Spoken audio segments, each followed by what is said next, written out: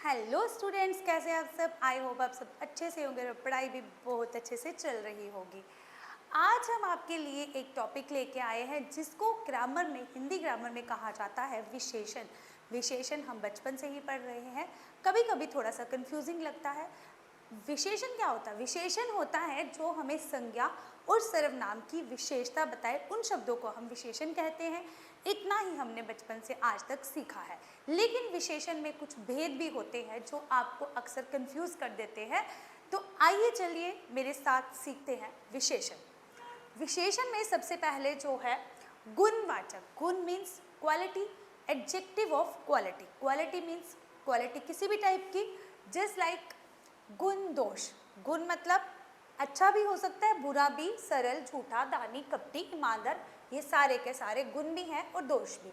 रंग पीला, काला, नीला, गोरा, कोई भी। उसके बाद आकार छोटा, मोटा, बड़ा, पतला, ये सब सारे के सारे गुण में भी आते हैं और दोष में भी।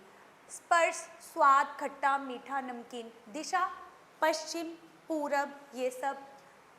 स्थान देशी, मराठी, गुजराती। काल आधुनिक, ताज़ा, बासी, ये सारे के सारे क्या है? गुणवाचक विशेषण। एग्जाम्पल देखेंगे। बच्चों की त्वचा बहुत मुलायम होती है। आप इसमें बताइए मुझे कि विशेषण कहाँ पे है।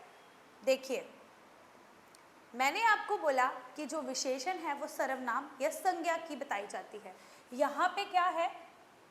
बच्चा, बच्चा या बच्चों, बच्चों या बच्चा, ये क्या है? या तो संज्ञा होनी चाहिए सर्वनाम, तो ये संज्ञा है। अब बच्चों की विशेषता क्या बताई गई है? बच्चों की त्वचा की विशेषता, कि बच्चों की जो स्किन होती है वो कैसी होती है? मुलायम। तो यहाँ पे जो मुलायम शब्द है वो विशेषता बता रही है बच्चों की स्किन की। अब प्रमोद पुरानी कमीज पहन के घूम रहा था। अब यहाँ पे कौन है संज्ञा? प्रमोद। ये है संज्ञा प्रमोद। प्रमोद पुरानी कमीज पहनकर घूम रहा है। भाई नई कमीज क्यों नहीं पहनी उसने? पुरानी कमीज पहन के घूम रहा है। अब कमीज है उसकी, और कमीज कैसी है? पुरानी। तो इसका मतलब ये क्या हुआ?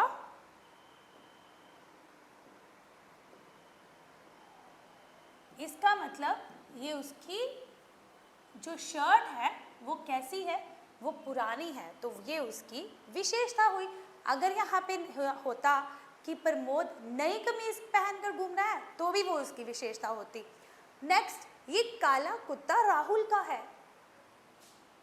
कुत्ता यहाँ पे संज्ञा है। संज्ञा किसी का भी नाम हो सकता है, पीपल का, लोगों का नाम हो सकता है, जानवर का नाम हो सकता है, या चीज़ों का नाम भी हो सकता है। यहाँ पे कुत्ता है, कैसा कुत्ता? काला। मैंने आपको बोला कि गुण और दोष में रंग भी आता है, ये था काला रंग का कुत्ता। अब राहुल का कुत्ता कैसा है? काला। तो यहाँ पे कुत्ते की जो विशेषता है वो बताई गई है काला। तो ये है गुणवाचक विशेषण। नेक्स्ट देखते हैं। नेक्स्ट होता है परिमाणवाचक विशेषण। क्या होता है परिमाणवाचक विशेषण?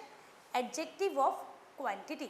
इसे आप इंग्लिश में भी समझिए और हिंदी में भी समझ लीजिए, ताकि आपको एडजेक्टिव्स भी लर्न हो जाए और साथ साथ में आप विशेषण भी याद कर पाए। दोनों सेम होते हैं, बस उसको थोड़ा सा वो इंग्लिश में बोला जाता है और इसको हिंदी में है तो सेम। देखिए, जो शब्द किसी संज्ञा या सर्वनाम की निश्चित या अनिश्चित मात्रा, क्वांटिटी बताए, तो उसको हम कहते हैं, क्या कहते हैं? उसको हम कहते हैं परिमाणवाचक विशेषण। परिमाण। अब जैसे मन्नू पहलवान रोज 4 किलो छाछ पीता है। 4 किलो, आखिर वो पहलवान है तो वो पिएगा ही। कितनी पीता है? 4 किलो। यहाँ 4 किलो छाछ की माप है, उसकी ये मेजरमेंट बताया गया कि वो कितना पीता है? 4 किलो।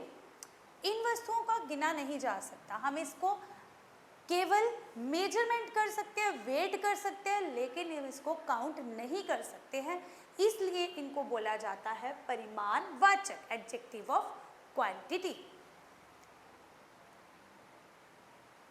इसके बाद आता है संख्यावाचक। संख्या मतलब नंबर्स। अब इसको इंग्लिश में क्या बोलते हैं? Adjective of numbers. इंग्लिश में भी समझिए और हिंदी में भी समझिए, क्योंकि ये दोनों जगह काम आने वाली चीज़ है। आप अगर दोनों साइड से समझेंगे तो आपको हिंदी में भी क्लियर हो जाएगा और इंग्लिश में भी क्लियर हो जाएगा। देखिए, जो शब्द किसी संज्ञा सर्वनाम की निश्चित या अनिश्चित संख्या, संख्या मीन्स जिसमें आपको नंबर्स दिखते हैं, उसको हम संख्यावाचक विशेषण कहते हैं। जिस तरह से कक्षा में 20 छात्र, कक्षा में कितने छात्र? 20, यहाँ पे 20 जो है नंबर्स है, तो यहाँ पे उसने 3 किताबें पढ़ी। कितनी किताबें पढ़ी? 3 किताबें पढ़ी। आपने कितनी किताबें पढ़ी? जल्दी से मुझे कमेंट बॉक्स में जरूर बताइएगा। बिहारी ने 27, बिहारी ने 7 सही लिखी। अब ये जो है ये भी नंबर्स है। अब जो भी आपको लगे कि संज्ञा, जो संख्या बताई गई है संज्ञा या सर्वनाम के साथ, तो आपको पता चल जाएगा कि वो संख्यावाचक विशेषण है और जिसको हम इंग्लिश में क्या कहते हैं? Adjective of number. बहुत ही इजी है। उसके बाद होता है संकेतवाचक विशेषण। संकेत, इशारा, डिमॉन्स्ट्रेटिव एडजेक्टिव, जिसको हम इंग्लिश में कहते हैं डिमॉन्स्ट्रेटिव एडजेक्टिव। संकेत क्या होता है? किसी की तरफ इशारा करना। देखिए, ऐसे शब्द या सर्वनाम है लेकिन वाक्य में विशेषण के रूप में प्रयुक्त हो रहे हैं। चूंकि मूल रूप से सर्वनाम है इसलिए विशेषण सार्वनामिक विशेषण भी कहलाते हैं। इस गेंद को, किस गेंद को? इस, यहाँ पे संकेत कर रहा है कि इस पर्टिकुलर चीज को, दिस बॉल, तो यहाँ पे जो इस है वो है संकेतवाचक। उस पुस्तक को, दैट बुक, दिस बॉल, ये सारे के सारे क्या है? हिंदी में इसको बोलेंगे संकेतवाचक और इंग्लिश में आप बोल सकते हैं इसको डिमॉन्स्ट्रेटिव एडजेक्टिव। ठीक है। उसके बाद कोई व्यक्ति, ठीक है, ये सारे के सारे संकेतवाचक विशेषण में आते हैं। उसके बाद हम पढ़ते हैं पोसेसिव एडजेक्टिव। पोजेशन, ओनर, किसी चीज का मालिक होना, व्यक्तिवाचक विशेषण। जैसे कि मुझे गुजराती खाना पसंद है। किसको पसंद है? मुझे पसंद है भाई, मुझे। जैसे मुझे बनारसी साड़ी बहुत प्रसिद्ध है। इसमें क्या बताते हैं? पोसेसिव एडजेक्टिव, व्यक्तिवाचक विशेषण। तो ये थी सारी की सारी विशेषण, जिसके साथ साथ हमने इंग्लिश में एडजेक्टिव भी थोड़ा सा रिवाइज कर लिया। आई होप आपको अच्छे से समझ में आ गया होगा। अगर समझ आ गया है तो लाइक कीजिए जल्दी से और सब्सक्राइब कीजिए चैनल को, और इंस्टाग्राम पे फॉलो करना भी ना भूलिए। Thank you and bye bye.